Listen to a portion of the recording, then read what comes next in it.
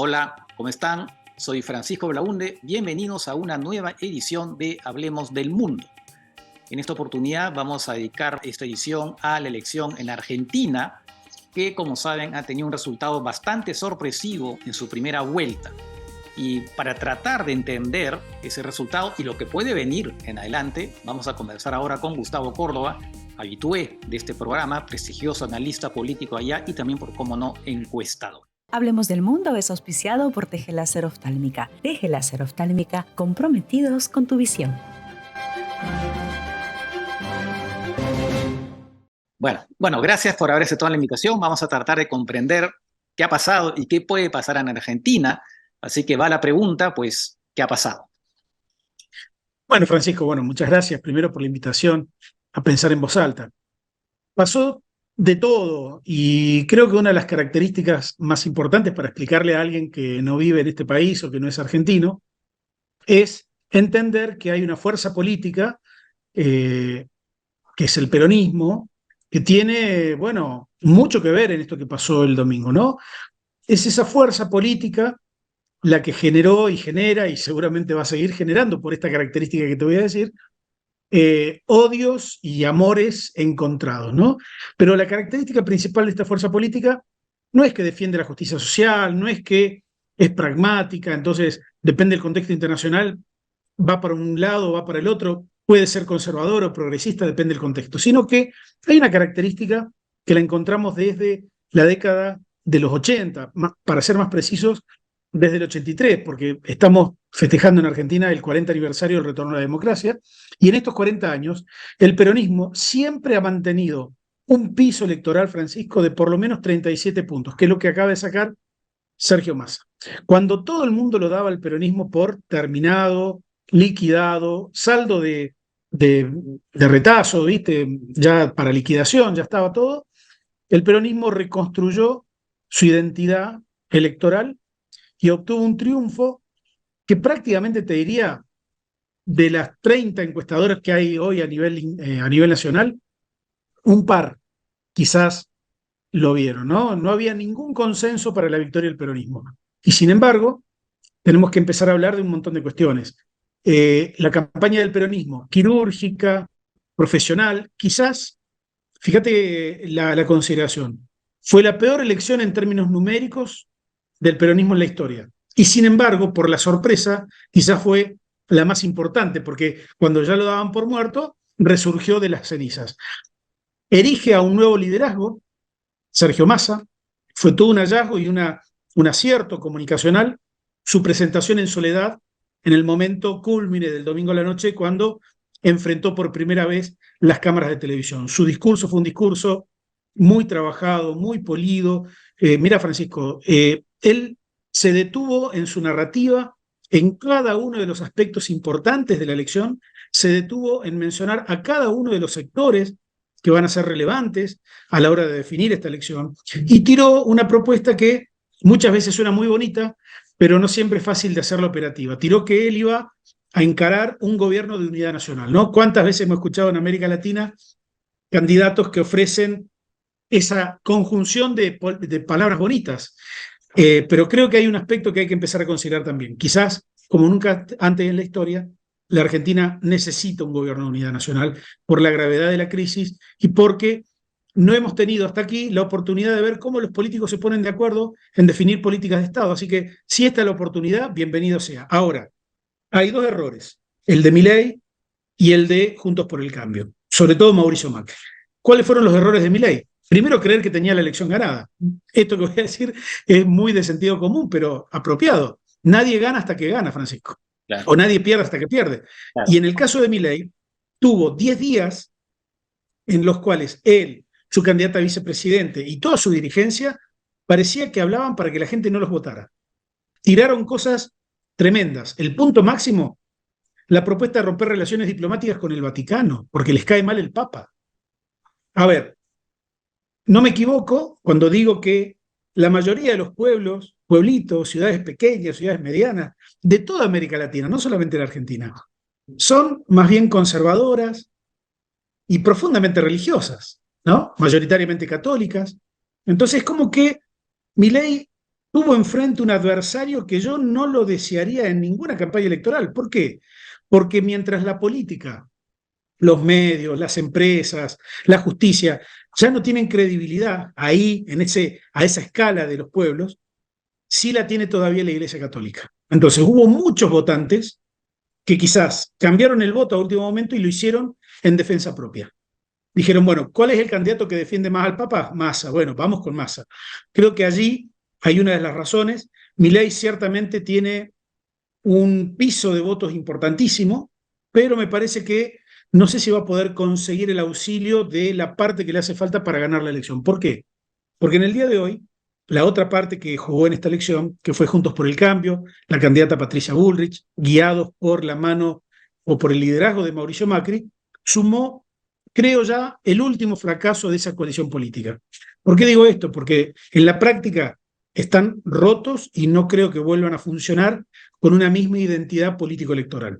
Macri viene ganó en el 2015, pero a partir de ahí, el porcentaje que obtuvo esa fuerza comandada por Macri no paró de caer, a tal punto que del 51% del 2015 termina ahora con el 24%. Toda una derrota estratégica que cae en las espaldas de Mauricio Macri. El desempeño de Patricia Bullrich como candidata no fue bueno, el proceso interno tampoco fue bueno. Digo, nunca hubo virtuosismo, nunca hubo una agenda que ellos pudieran trabajar y que fuera aceptada por la mayoría de la población. Se quedaron, hay un dicho que no fue ni chicha ni limonada, bueno, quedaron ahí en el medio. Y bueno, cuando uno queda en el medio en una campaña electoral, vos sabés bien, Francisco, la estrategia tiene que ser muy claro, no le puedes salir a pegar a los dos, tienes que elegir uno. Y Patricia Bullrich alternaba, un rato le pegaba a Milei, otro rato le pegaba a Sergio Massa. Entonces, en esa inconsistencia estratégica, salió tercera y hoy explotó ese espacio. Hicieron una conferencia de prensa de manera unilateral, Patricia Bullrich y su candidato a vice, donde anunciaron que ellos dos, no toda la fuerza, sino ellos dos apoyaban a Milei. Se armó bueno, todavía si ingresás a las redes o a los medios de Argentina vas a ver las consecuencias de eso, ¿no? Sí, claro. Bueno, claro. Es muy lamentable lo que estamos viendo en términos de esa fuerza política que expone todas sus miserias, toda la falta de debate orgánico político, lo estamos viendo reflejado hoy en los medios de comunicación. Así que ha pasado eso. Tenemos por delante una definición espectacular, porque, mira, ya hemos elegido alcaldías, concejalías, gobernaciones, diputados, senadores. Falta elegir presidente. Y lo que se discute es el modelo de país. Y tenemos un modelo de país con Milei, te diría, a lo Bolsonaro, con un perfil de derecha radicalizada, no, ni siquiera de centro derecha o de derecha radicalizada, es decir, extrema derecha, versus un modelo peronista de centro democrático, con algunos aspectos progresistas, pero también con algunos aspectos conservadores. Así que ahí está planteada la discusión, ahí está planteada la coyuntura, es no apto para cardíacos, porque Massa no ganaba, ganó, nadie tenía fe de que Massa podía ser presidente, y yo te digo, es lo más probable que ocurra. Así que nada, digo, me imagino el vértigo para alguien que no es argentino entender toda esta locura. Sí, efectivamente. El propio Mujica es una declaración bastante interesante a ese respecto, que en Argentina es difícil entenderla, ¿no? Ahora, de todas maneras, con vistas a la segunda vuelta, efectivamente, lo que tú has mencionado, ¿no? El grupo de Juntos por el Cambio se ha partido y ya se ve que los radicales, le digo al público, los radicales que son el partido de Alfonsín, ¿no? Que es un partido más bien de centro-derecha, aparentemente ellos van por otro lado. En todo caso han dicho que no van a dar consignas de voto. Incluso Larreta me parece que es el antiguo alcalde, o todavía lo es, ¿no? Larreta sigue siendo alcalde de Buenos Aires todavía, ¿no? Sigue siendo hasta el 10 de diciembre. Claro. Entonces él también tiene una postura bastante más moderada. Entonces ese bolsón de votos que estaba esperando Milei, pues va a recibir una parte, pero no toda esa parte. Y si uno suma, pues pareciera que no le va a alcanzar, digo yo. Hay un estudio que realza esto que vos planteas, pero le da una característica de dato. 60 balotajes en América Latina, los últimos 60 balotajes, cuando la diferencia del primero al segundo es de más de 5 puntos, es decir, 5 puntos o más, prácticamente está definida la elección, no hay casi ninguna oportunidad de que el que sale segundo le gane al que sale primero. Así que esa es una primera consideración. Vos viste que en cuanto a las estadísticas siempre puede haber una excepción, así que no lo demos como definitivo. En segundo lugar, Milei tiene una campaña profundamente amateur en este momento. no tiene una narrativa consistente, coherente. Pasó a decir que había que dinamitar el Banco Central, a decir que los procesos que él quiere llevar adelante llevan 35 años. Y así en todo, ¿no? Las propuestas rimbombantes que tiraba en la campaña electoral, le dice, no, bueno, tranquilo, vamos a ver, vamos a evaluar, ¿no? Genera ciertamente una desilusión y hay, tanto en Juntos por el Cambio como en La Libertad Avanza, que es el partido de Milei, muchas dudas respecto del liderazgo de Milei y de su gobernabilidad eventualmente si le toca ganar la elección. Ahí están concentradas todas las miradas, en esa inestabilidad. Mira, Francisco, hoy escuchaba un audio de frases de él de antes de ayer y de ayer, comparadas con unas de hoy. Lo opuesto, 100% contradictorio. Trataba a los zurdos de mierda y después le decía, no, yo el Ministerio de Calidad Humana se lo voy a dar a la izquierda, porque son los que más saben.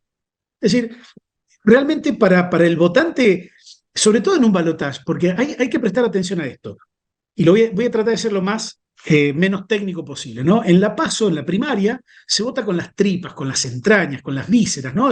Emocionalidad pura.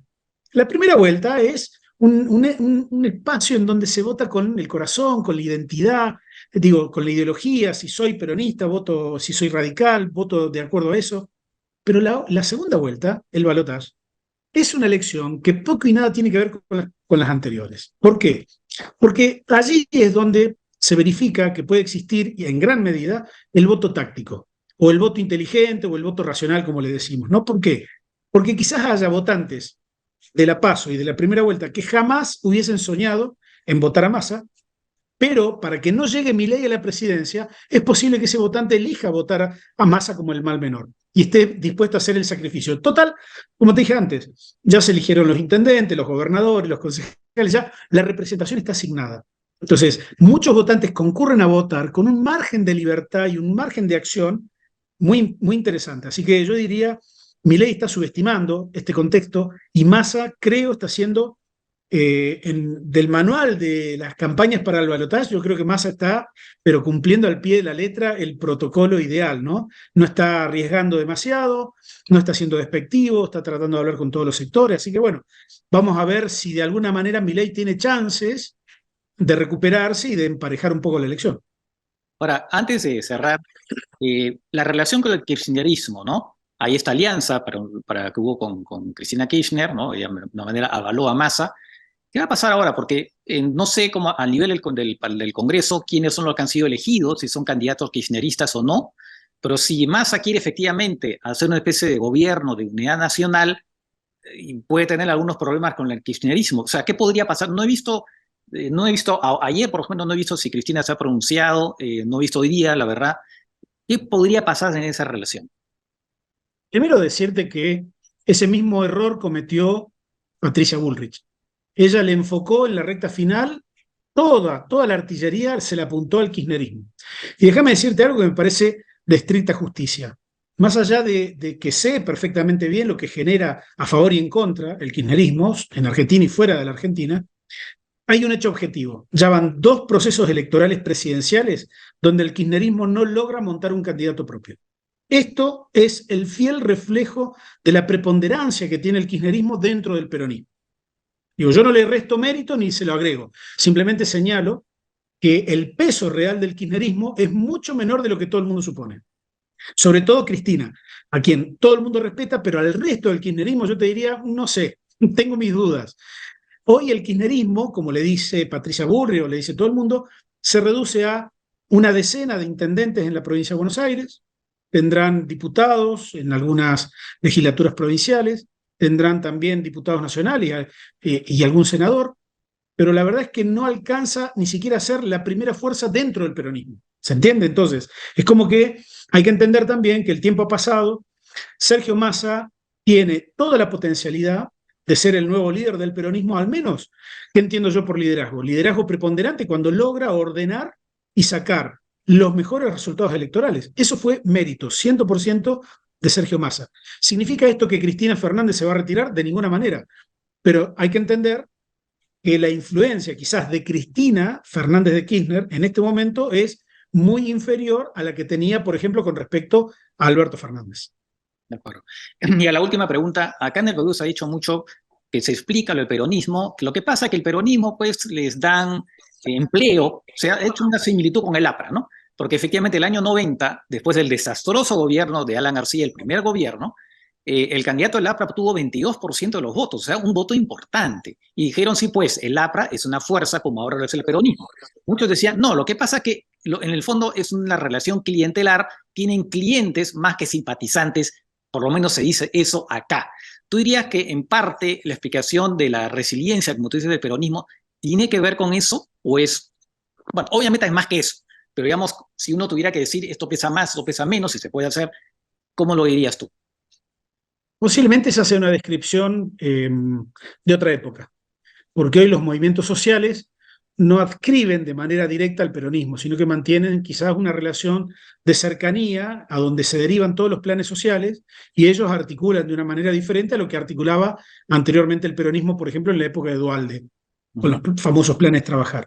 Creo que hoy la realidad es bien distinta, el peronismo se ha transformado en un partido político que no depende tanto de eso, sino que tiene una representación en las clases medias bajas, clases medias populares, ha sufrido una transformación en su identidad electoral, de hecho, ha perdido un caudal. Yo te he contado que esta es la peor elección en la historia del peronismo en términos porcentuales, y evidentemente que va en busca de una resignificación de su propia identidad. Sergio Massa es un liderazgo más de centro. Digo, en la Argentina desde el inicio. hay un... Claro, en la Además, Argentina hay un... fue rival de Cristina Kirchner cuando quiso ser candidato hace un tiempo, ¿no?